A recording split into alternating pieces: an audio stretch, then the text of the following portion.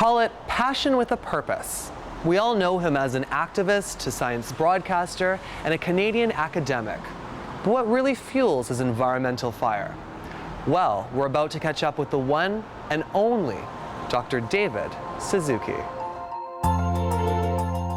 Most 76-year-olds aren't still trying to protect nature, but David Suzuki is no ordinary 76-year-old. A lifelong love of the outdoors passed down from his father led to his studies in genetics in the 1950s. But it was conservationist Rachel Carson's 1962 book on pesticides that helped mold the Canadian icon we know today.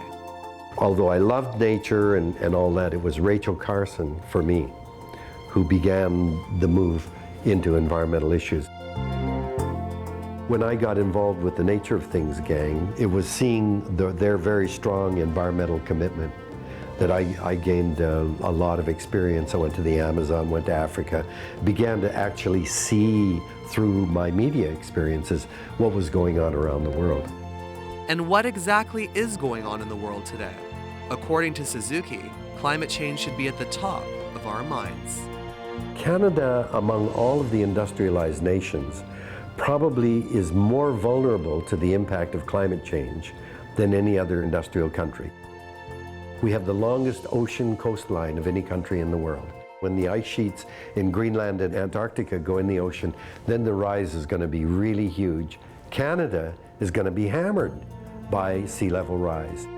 As one of the most influential activists of our time, many people credit Suzuki for his contribution to the environmental movement. However, even after so many decades, he still remains humble. I get on the street as people come up and say, thanks for all you're doing. You know, you're doing a great job. And I'm going, wait a minute now, I'm one person. You got to be up there too. And that's been the surprise, that people feel, oh, well, as long as Suzuki's up there raising the issues, they don't have to make any changes. But we've all got to make the adjustment. We've all got to start living in a different way. After many years as a broadcaster, David decided to establish the David Suzuki Foundation in 1990. The foundation's goal is to help protect the diversity of nature and the quality of life in the present and for the future. For example, we work with First Nations communities along the coast. We fight to find ways that these communities can have economic development without having to clear cut their forests or overcatch their fish. We want to work with Native communities to find ways of protecting their land and their water so that it'll be there forever. Being around forever is David's hope for the foundation he is so passionate about, and to leave a strong legacy for the next generation. Good afternoon, David Suzuki Foundation. I'm really proud of the foundation, and after I die, I hope the foundation is still there to do its work. So they're doing way more than I could do as an individual. So I'm happy to just pay attention to what different people are doing and tell them how great it is.